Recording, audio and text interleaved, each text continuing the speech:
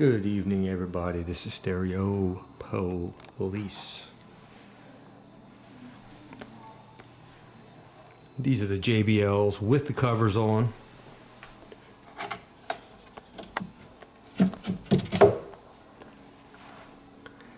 And these are my current favorite speakers. These are some of the most, and I may have mentioned this, I've made a couple of videos lately. I can't remember if I've spoken about these or not, but these are fantastic speakers. Perhaps the least fatiguing speakers I've ever heard. Forgive me, I had to hit pause. I was interrupted. Anyway, I received a couple of comments that these speakers really couldn't hold up to the Cornwalls. I own Cornwall IIIs. I'm not going to buy any current Klipsch products because I think they've jumped the shark in a lot of ways. I think their current leadership, they've gone from old school leadership to I don't know, millennial leadership or something, and I think they suck now. Honestly, I do. I've heard some of their products. You've seen my review of the Klipsch horns. They've changed some of their compression driver materials to materials that you make cue balls out of. And I've heard the Cornwall IVs. They can't hold a candle to the threes. I don't care what anyone says. Of course, all of the New York reviewers are going to love them because they're paid to love them. But I tell you the truth, because I'm not paid. I'm not owned by anybody. No one owns me, but of course all the reviewers are owned. Part and parcel, they're owned. Anyway, the last great Cornwall was the Cornwall III. Titanium drivers, titanium diaphragms on the compression drivers, in a real slot, not a fake thermoplastic slot. Anyway, I digress. So what I did, it was a real pain in the ass, but let me walk you out and show you.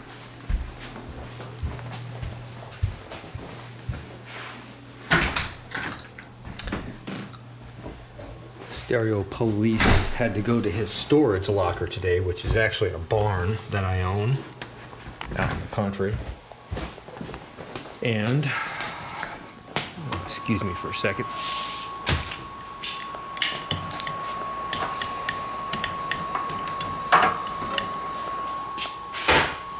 Doing a little air frying tonight. Been working on this little baby too.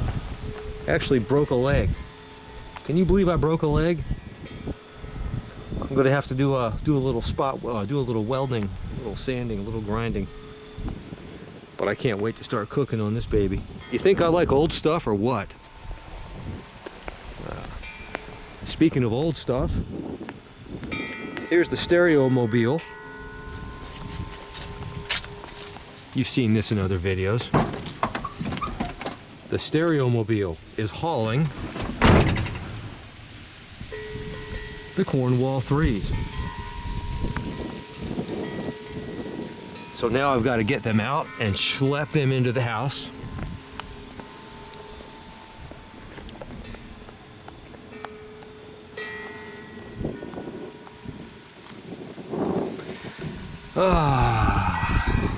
There's the old sticker.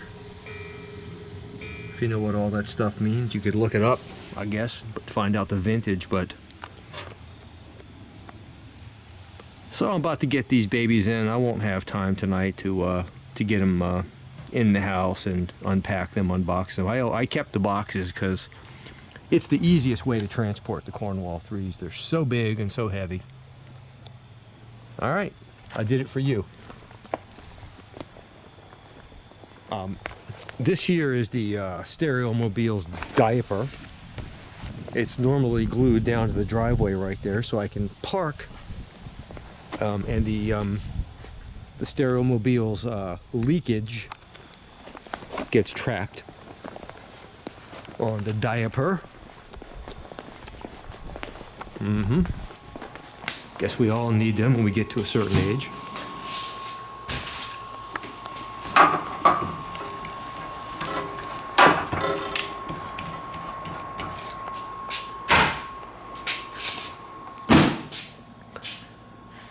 This is where Stereo Police cooks, because Mrs. Police is a vegetarian. So I do some mean ass pulled pork in that baby right there. I do Boston shoulder. I do some pork shoulder in there. I pull it. Got some bear claws. Anyway, let's go back in the house.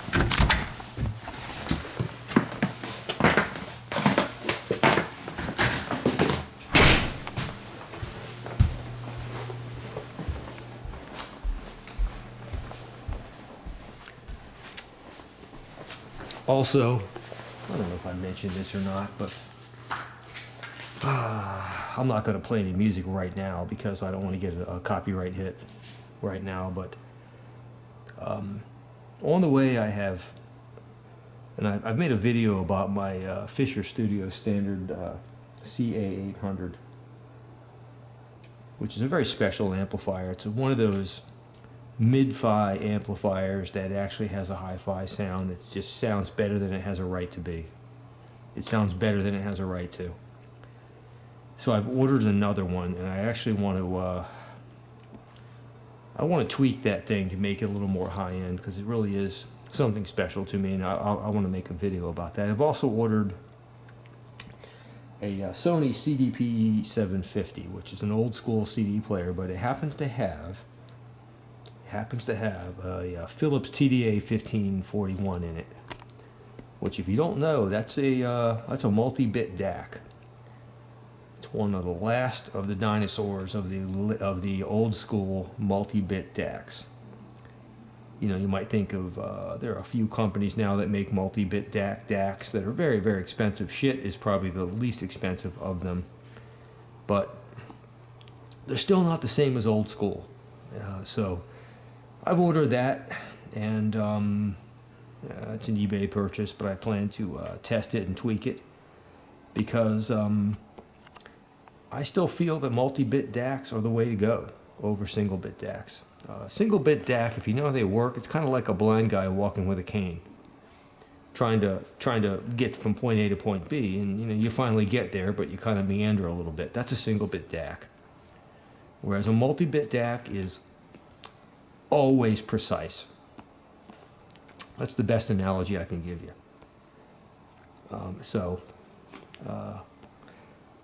Anyway, I'll update you when I get those in. And yeah, I've recently got interested in high-end again, because I'm building a room in my house.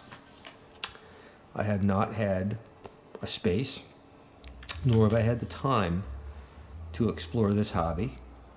But that's okay. You just put stuff in mothballs and you get it out later. You know, it doesn't go away. You just do things and you get it out later and you have fun again. So that's what I'm doing. And I know that I took a look at my YouTube channel recently. I know that a lot of people maintain their subscription, so I figured I'm going to go ahead and make videos to honor you guys who didn't disown me through the hiatus. All right, so I might make another sound sample video tonight, just for your listening pleasure. But this is me. I'm done talking right now. Building a system, figuring out for my new little audio lounge that I'm building upstairs. Not an ideal space, not an ideal situation, but it's going to be just enough for me. So I'm trying to put together a system that I want for upstairs. And that's what I'm toying around with every night, just having fun. I'm giving you little snippets, little insights into what I'm doing here. And I appreciate that you appreciate it. All right, Stereo Police, I'll keep you updated. Thanks for joining me. Ciao.